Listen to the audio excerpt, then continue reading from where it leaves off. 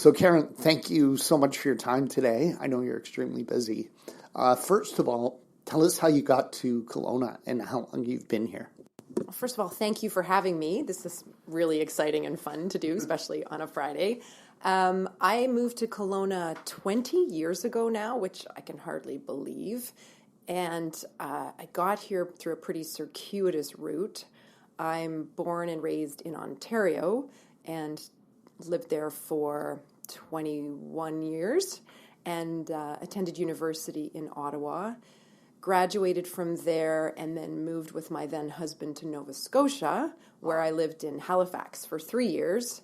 And from there, my parents had decided to retire to the Okanagan, so wanted to be closer to them. So moved to Vancouver and lived in Vancouver for a few years, then had my first child and decided grandparents nearby was absolutely imperative. So moved to Kelowna so that we could be closer to family, really have my kids have that relationship with their grandparents. Yeah. So, yeah, it's hard to believe it's been 20 years, but here I am and I love it. Did you know much about Kelowna before you came? I guess you visited with your parents up here, but was it an easy decision? I guess I didn't know that much about it except from visiting my family and knowing that it was absolutely beautiful. One of the key drivers was affordability. Living in Vancouver was getting to a point where it was just too expensive. And living there, now that I was a mom and had to think about my child, I just didn't think it was the greatest place in terms of raising kids for me at that point in my life. So we were really drawn to the weather here, the lifestyle, and just the incredible beauty of it. And no turning back. I would never live anywhere else. So you work with the Kelowna Women's Shelter. Tell us about that. How long have you been doing that? And how did you start with that? I've been executive director at the Kelowna Women's Shelter for 4.5 years now. And kind of like living in Kelowna, I came by that work in a pretty circuitous fashion. It all makes perfect sense now, but the story's interesting. I started my career as a journalist. I have a degree in journalism from Carleton University, and I worked as mainly a broadcast journalist in television and a little bit of radio with CBC in Ottawa, Halifax, Vancouver, and then a little bit here. But then I moved into doing public relations and marketing work. The media stuff was just, in the end, not my thing. I love meeting people, love getting to know them. I love telling stories. I don't love doing nasty political stories. I don't love knocking on someone's door to interview them if their child has been abducted and murdered. So I decided it really wasn't, in the end, the world for me. So I moved into public relations, which allowed me to still meet people, get to know stories, tell stories for organizations I believed in. So I did that for about 10 years. But through it all, I've always been a volunteer, and I've always been passionate about the rights of women and children. And I did start volunteering at Kelowna Women's Shelter. I was really drawn to the organization's mission of ending abuse and building hope for women and children in our community. So when I was volunteering there, I had a bit of a midlife career crisis and decided I wanted to be executive director of a nonprofit that I believed in. And the first time I said it aloud was to one of my colleagues at the shelter, and she said, "You're kidding. We're about to restructure the organization, and the board of directors is going to be posting a position for an executive director. You should apply." Wow. And I thought, well, that's crazy because I've never been an executive director before. I'm not a social worker. How could I do this job? But I couldn't get it out of my head. And that was on a Friday, and I spent all weekend just thinking about it. And I kept thinking, there's a reason I heard about this at this time in my life. So I took the plunge, and I asked the chair and vice chair of the board of directors if I could take them for coffee.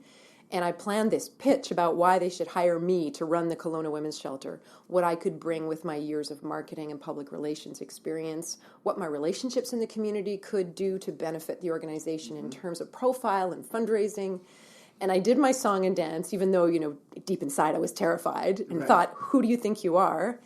And at the end of our wonderful coffee meeting, they said, well, great, it was lovely to meet you, and we're not quite ready to post the role, but when we do, we'll let you know.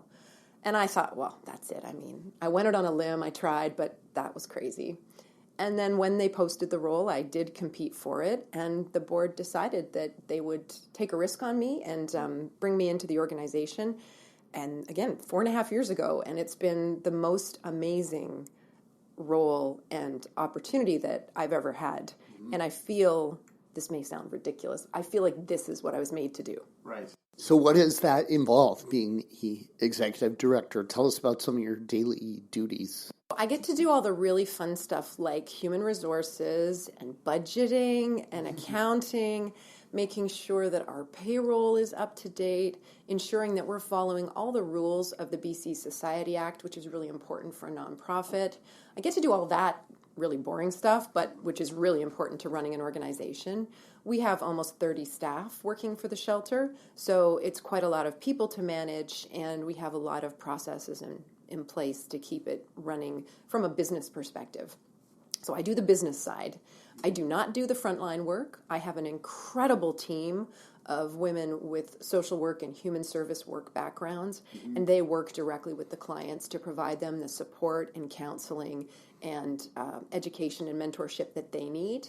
I absolutely love that I get to work in the shelter, so I get to know our clients. I get to cuddle their babies quite regularly, which is one of my favorite parts of the job, but I do not do that frontline work. One of my favorite parts of my job is that I get to go into the community and tell other people what the shelter does and how amazing and important that work is. I think that is an incredible privilege that I get to share what we do and help people understand how important it is and who it helps, and help the community understand that every donation, every volunteer hour is supporting real women and children who share this community with us and is helping them start new lives free of abuse. So it's a privilege to do what I do. So what was your role before you became executive director? When I was a volunteer with the shelter, I was doing all the social media for the shelter. Oh, so okay. I would write and post social media posts. The social media communication is a really important part of keeping the community up to date with what we're doing, who we're helping, how donor dollars are going to help real people. But it's also a really important part of educating the community on the issue of intimate partner violence and how big of a problem it is and what we as citizens can do to help fight it. So let's talk about that. Tell us what the mission is. I mean, it's obvious, but tell us some more detail about what the role of the women's shelter is in Kelowna. Our mission at Kelowna Women's Shelter is ending abuse, building hope. And that really sums up everything that we do. So we do run the shelter, which is officially called a women's transition house, and it offers free emergency and transitional housing for women and their kids. Officially, our funding is for up to 30 days, but you as a realtor know, and anyone who lives in this community knows, affordable rental housing is hard to find in our community. So a lot of women are finding they are staying with us much longer than 30 days as they try to find an affordable, safe home to move into. So that's one piece of what we do, but there are a number of other programs we offer completely free to the community that have to do with ending abuse in our community. We do outreach programs. We have a counselor who will go and meet with women in the community or at the shelter, and they don't have to be staying with us. They don't have to need shelter, but they need support, and they maybe need a safety plan or advice on how to leave a relationship. We offer drop-in support groups twice a week, and one of those has free childcare for moms who need that. We have a couple of programs that focus on working with children and youth. One is called Peace, and it's really designed for kids who've been in family situations where they've witnessed abuse or major family conflict and change. That's a fabulous program that can really support children in our community to help them grow. And we have one called the Inside Out Violence Prevention Program for youth. That goes into the schools and works with kids on a multi-week basis on things like self-esteem, communication skills, how to deal with your emotions, how to be fair and respectful in relationships. It's really all about helping stop that cycle of abuse before it starts. So those are really important programs because they're preventive. So much of what we do is after the fact, but those preventive programs are so important. So all of those pieces add up to how we at Kelowna Women's Shelter serve the community and why we're there. And the reason we're there, as we all know, is intimate partner violence and abuse is still a huge issue in our society. Statistically speaking, 1 in 3 women will experience abuse at the hands of a partner in her lifetime. But that's based on reported incidents. And we know there's still so much stigma attached to this that the number has got to be higher. Some people say it's closer to half of women will experience this. And this doesn't have to be pure physical abuse. Emotional abuse, financial abuse, sexual abuse, verbal abuse, some of those can have deeper, more devastating long-term impacts on somebody even than being hit. So we deal with women on all of these issues, and our goals really are to support women, to meet them where they're at in their journey, to help them move on to that next place so that they can feel confident in themselves, know that it was not their fault, that they don't deserve to be treated that way, and then really to help them through all of our programs move into a life free of abuse where they're respected and loved. That's excellent. I've seen it in my own family and friends, situation where a woman leaves an abusive situation, but then after time goes by, she wants to go back. Can you talk about that a little bit? How does the shelter handle that if a woman says, listen, I'm going home. He's apologized and everything is fine. How do you deal with that? They call it the cycle of abuse for a reason. There's a cycle that happens, and it's pretty textbook. And after an abusive incident or series of incidents, there's often what they call the honeymoon period, where the partner will feel incredible guilt, will apologize, will buy flowers and roses and chocolates and swear, I love you, I'll never do it again, beg and plead, please don't leave me, please come back, it'll never happen again. It's a really textbook scenario. And you have to remember, the thing I think we tend to forget, this is the man she loves. There's a reason she's with him. He may not be a total monster. In the end, she wants to believe he won't do it again. She wants to believe on some level that maybe it was her fault and maybe if she could be better, he won't treat her that way. So she goes back. In fact, the statistic on that is it takes a woman on average 7 times leaving before she leaves for good. And while that is a heartbreaking statistic, at the shelter, we do see women more than once. And I say every time she walks through that door, we welcome her with open arms because she's that step closer to leaving for the last time. And we can't force someone to leave for good. Right. You can only get there on your own terms. So what we do is support and educate and love and tell them we're there. And when they leave, if they leave, they know they can come back anytime with no judgment. Wonderful. So what happens in a case where a month or 2 or 3 goes by and they're having a hard time finding a place to go? I could see that they would almost, they would get attached to the people that they're living with and the staff and actually be very comfortable. Do you ever have a situation where it's time for someone to go, but they really don't want to go because it's a great place? That's an excellent question. You'd think you worked at the shelter or something. That absolutely does happen. We have a beautiful, warm, welcoming place. People are provided with food and clothing and support. It's kind of like having all your favorite aunties there to talk to because our staff are so wonderful at supporting women and so well trained. And women come to us at time of such need that we really are able to support them. So we absolutely find that some women stay with us longer than is perhaps best for them. At the same time, if somebody is not able to secure safe, affordable housing, we're not going to kick them out. Right. Our job is to support them and help them move on. So we really work closely with women to create action plans, to work with them to get housing, whatever that looks like. If they have family and supports in another community and they need help to get there, we help them with that. Our goal is always to lift women up and get them to the place where they are able to move on with confidence and comfort and safety. And we don't want them to stay with us forever because we are transitional housing. Do you help them locate affordable housing or contact relatives perhaps in other provinces? And do you assist with that process of finding a place? Luke Menkes is a realtor with RE/MAX Kelowna. He loves what he does. We asked Luke if he had any regrets about moving here in 2011, and he always says, yeah, one regret. and that is he didn't move here sooner. When Luke came here, he didn't know anyone. He didn't know the neighborhoods or anything or anyone besides his daughter, who was 6 years old at the time. So he knows what it's like. Now, he's an expert and has helped well over 100 single people, couples, families, and investors with their real estate needs in the Okanagan. If you're new to our beautiful city, Luke can help you get connected with great lawyers, dentists, carpenters, landscapers, swimming pool installers, you name it.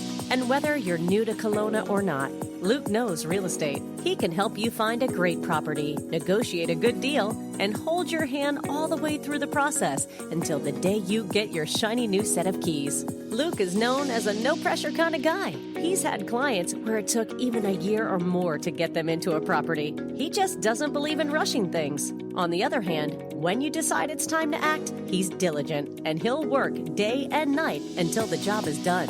Give Luke Mankus a call or a text message at any time, 778-215-4273. Again, that's 778-215-4273, 778-215-4273, to chat with Luke about real estate. Our staff spend some time every day looking up what rentals are available in the community. We work closely with some of the subsidized housing facilities and have applications on hand. So we will work with clients, help them fill out their applications. We sometimes will drive them to appointments if they're applying for housing, places like that. So we definitely assist them and support them in that process. The actual getting of a place to live is up to the woman. So she might go and meet with the landlord and secure the housing. But we do everything we can to ensure that they're signed up for any social benefits they might qualify for any subsidized housing that might be available in the community, and to make sure they're aware of opportunities that come up, because they can be few and far between. Do you think this is a problem that is growing, or it's pretty consistent, or does it fluctuate? So the 4.5 years you've been there, or you've been there longer than that, but you've been there 4.5 years as executive director. Do you see this as a growing problem in Kelowna, or pretty consistent? It's really hard to say. I don't know if this issue is any better or worse than it's ever been. We're talking about it more, which is fantastic. And the statistics show that Kelowna has some of the highest reported incidents of intimate partner violence. But that doesn't mean it happens more here. It means it's reported more here, which, if you flip it on its head, is potentially a good thing, because that could mean people know there are services here. Mm-hmm. They feel comfortable that they will be supported and that the police will support them, so they report more. We have a domestic violence unit in our RCMP locally, and that has been a wonderful addition to the service landscape in terms of supporting women who are in need and fleeing violence. Mm-hmm. So I don't like to guess if it's better or worse or constant. I can tell you, at the shelter, we have 16 beds. We are always full and always getting more calls. So whatever it looks like in terms of better, worse, constant, the need is huge, and we need more shelter beds and more work done to stop this problem, and more work done to create safe, affordable housing so women don't get stuck staying in an abusive relationship or stuck at a shelter. So tell us what the community is doing to help and what we can do to help further. We're really fortunate at the shelter. We get a ton of support in this community. We get donations from individuals and organizations, companies, foundations. We have to fundraise for about half of our budget every year, which is about $600,000. We're only government funded for about half of the work we do. So because of the generosity of so many in our community, we're able to do that every year, which is an incredible blessing. Realtors, for example, are one group that we rely on. We get support every year through OMREB, the Okanagan Mainline Real Estate Board, of which I think all professional realtors are members. That's right. That every year is an incredible addition to the work we do, and we so appreciate it. Every year we get a lot of support from the realtors at Royal LePage. They do our children's Christmas party, and we get support through their Shelter Foundation. RE/MAX supports us almost every year. So the realtors are one of the big groups we count on. So thank you on behalf of us at the shelter for that. It's pretty amazing the support we get. We also operate a thrift store, which I haven't mentioned yet. Our thrift store is a fabulous place to shop. I buy a lot of my clothes there. And when people donate to our thrift store, they're not just supporting the shelter, they're supporting others in need in the community, because we give free vouchers to our clients, and we give free vouchers to people who use services at about 30 other local nonprofits. So not only does the money raised go to support us raising $600,000 a year, we're also helping people in need in the community, which is a really great thing. So I would encourage anyone who hears this podcast, if you haven't gone to our thrift store, please do so to donate or to shop, because we have some great deals. So those are some of the ways the community supports us in terms of financial. Volunteers are really important to the work we do. We couldn't do what we do without them. So volunteers are huge. We have volunteers who help with administrative support, childcare.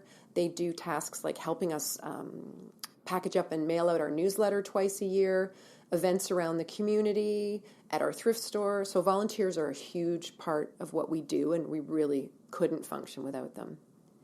In terms of the issue of violence against women, the community can be vocal. They can keep pulling it out from under the rug like we've been doing these last few years. And I think men have a particular role to play.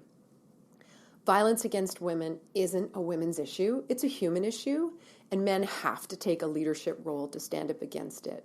So whether it's on the golf course or in the locker room or talking to your sons, promoting equality and respect at all times of women and speaking out in moments where women are not being respected or are being mistreated, I think is a responsibility that all men and all humans need to take on. And that's something you can do even if you don't have 5 cents to donate. Do you have social media or somewhere people can find out about the thrift store and any events that you have? We have a website, kelownawomensshelter.ca, and all the information about the services we offer, how to access them, and information on things we need in terms of our wish list at the shelter and at our thrift store. That's all on our website. We're also very active on Facebook and Instagram and Twitter. So I encourage people really to follow us on Facebook, because we're posting pretty regularly, not only about our own events and our own services and the issue of intimate partner violence, but about events that are happening in the community that others are putting on to support the work we do. We really like to help promote those people and organizations who are doing stuff to benefit the shelter, because we're so grateful for that. So Karen, tell us what you love most about your job at the women's shelter. I joke that the best part of my job is cuddling other people's babies. Right. Everybody at work knows I'm a baby fanatic, and I'm not quite a grandma yet, so that's fine. I'm happy to cuddle other people's babies. We have this young mom staying with us whose baby is about 6 weeks old, and I have a great relationship with her, and she often brings the baby to see me. So I pretty much plucked baby out of her arms yesterday so I could have a little baby cuddle, and that's just a great way to start my day. But I think overall the best part of my job is feeling like I get to go to work and do something that has an immediate impact on improving the lives of women and children who share this community with me and with us. It's an incredible privilege, and I get pretty emotional about it. Well, thank you so much for your time. I think you've covered everything I wanted to cover on the show. Is there anything else you would like to add for our listeners? And I'm going to put links in the show notes for your social media and everything else so people can find you. But is there anything else you'd like to say? One of the things I love about working at the shelter is the opportunities we have to partner with other organizations in the community. We collaborate really closely with other nonprofits who are helping similar clients. But we also have the privilege right now of partnering with the University of British Columbia on a really groundbreaking research study into intimate partner violence and traumatic brain injury. It's a topic that has been understudied, barely studied to date. So we've been involved for a year now in a collaborative research project looking into the connection between intimate partner violence and abuse and traumatic brain injury. And our goal is to use the results of this study to show how often this is happening and to get funding and training in place so that people who work in frontline organizations with women can learn the signs and symptoms of brain injury, and we can develop better protocols and better supports for women who may be experiencing the impacts of a concussion, not just the impacts of being in an intimate partner violence relationship. So that's a really exciting and emerging piece of work that I feel really privileged to be doing at the shelter. We're doing wonderful work already, supporting women, giving them a place to lay their head, counseling them, empowering them, and to also be involved in this work that we hope will create benefits down the road for more women is just really exciting. Yeah, I think it's important to keep in mind that there's a lot of psychological and emotional trauma that occurs, but there's also physical effects, and sometimes it can be quite bad. So I want to commend you for the work that you're doing. That's really amazing. Is there someone in Kelowna that you find to be a fascinating person and you would love to see come on the show in the future? How many episodes are you going to do? Because I have so many people. I'd give you a very long list. I'm going to pick one, but I could give you a very long list. I feel privileged to have lived here and gotten to know some incredible, smart, powerful people who are just doing great things in so many different areas. At the same time, today I feel like I would need to recommend my life partner, Dr. Paul Van Donkelaar, who is a professor at the University of British Columbia and one of British Columbia's leading concussion researchers with whom we are working on our research study into concussion and intimate partner violence. He is the Associate Vice Principal of Research at UBC, so his job involves promoting the research that's being done at the university and helping researchers connect with the community and with funding. But his work on traumatic brain injury has been groundbreaking, and I feel really privileged that we at the shelter get to work with him and think he could add some really interesting information and perspective to your podcast. Thanks so much, Karen, for your time today. I really appreciate it. Thank you so much for having me.